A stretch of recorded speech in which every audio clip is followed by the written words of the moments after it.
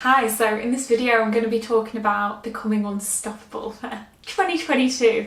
So the reason that I wanted to choose this is because the word unstoppable is a word that I think about because it's something that came into my head when I was feeling really on top of the world one day, because I walked out of an interview feeling like I just considered how different I felt from a few years before. I felt that no matter what the outcome, I was happy with the sort of person I'd become. I felt more confident in myself.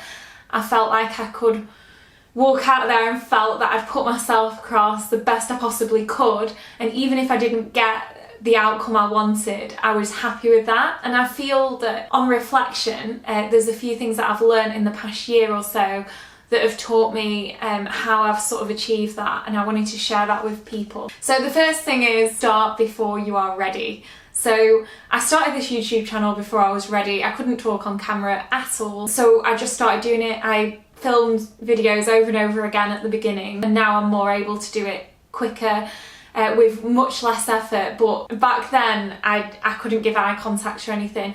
I started doing that, and then I started doing a public speaking group at a point where I couldn't imagine myself standing in front of people, and to be honest I could only stand at the front for about 20 seconds without getting so nervous I felt like I needed to sit down. And now I'm able to do like 10-minute speeches and all sorts. So that's just from going to a group and increasing my confidence, and so it's just like graded exposure. I feel that that principle is what I'm applying to everything in life, and right now some of my goals for the next 6 months is to become a lot fitter and healthier. So I want to be going to the gym more regularly or just doing runs around the local area. In terms of my fitness, I think sometimes I have a tendency to overcomplicate it, so I'm going to make it as simple as possible.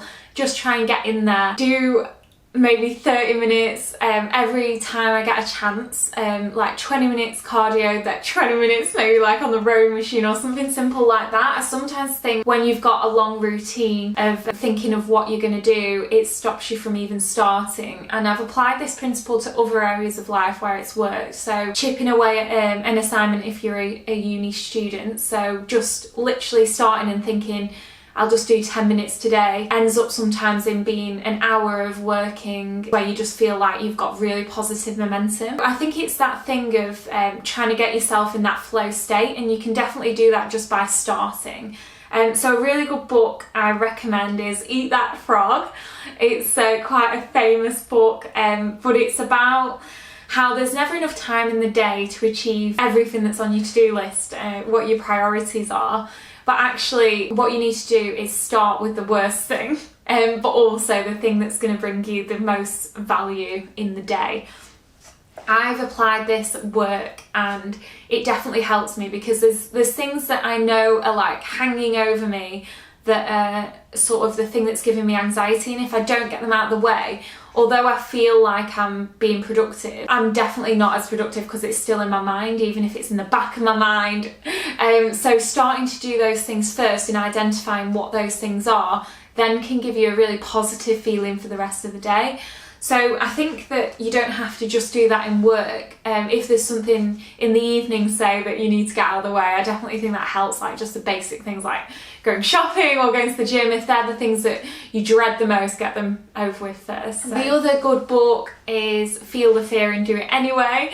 I've mentioned this before, but I think that is just such a really useful book because it's simple, but yeah, it's those things that you don't consciously think about all the time, and it shows the difference between the people who do things and just get used to putting themselves out of their comfort zones, and people who maybe just overthink everything and just think something's so far out of their reach, or compare themselves to people who they think is so different to them. But actually everyone has to start somewhere, and it really helps to just acknowledge that. So I've been in scenarios where I felt very inadequate and I've compared myself to others, but actually you can soon realise that everyone has insecurities, and sometimes listening to those insecurities of others can make you think, oh, actually I'm not that different to those people that I'm putting on a massive pedestal. And you can take tips from how they've got from where they are to where they want to be. So reading, and by reading I don't mean just written books, I mean audiobooks. So I listen to audiobooks in the car. I think that's made a massive difference for me in terms of sort of learning really broadly. So I don't just read things in my career, I like read books relevant to all areas of life, and I think that can give you a really interesting, diverse mindset that then you can collate that information and align it with sort of your specific career.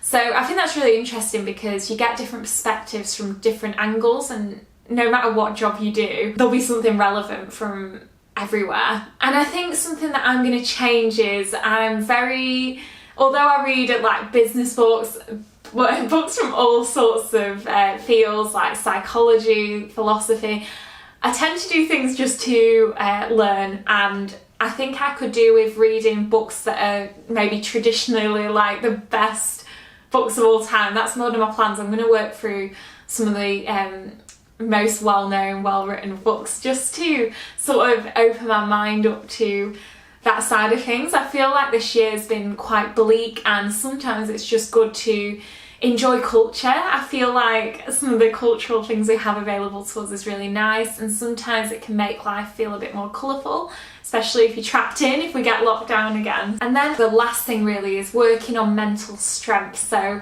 something that I've done more lately is thinking about, obviously you need to have times where you're focusing on maximising your time and being really focused, but then I think you also need to plan in time for like just not focusing on anything. So then time for procrastination, because we all procrastinate, but it's just figuring out when your intense focus times are going to be and when you're going to just let your mind go. And I think it's really important to have blocks of time where you're not just trying to focus on output.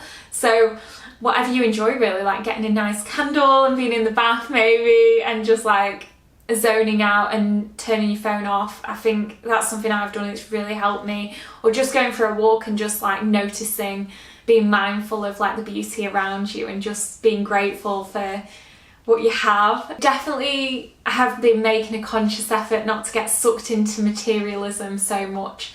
Even over the Christmas period I've been like really thinking, do I need that, or like can I maybe pull back on not buying that thing and just seeing my value as the sort of person I want to be, rather than relying on things I want to buy to change my state. Some of my tips for becoming unstoppable this year and some of the things that have helped me.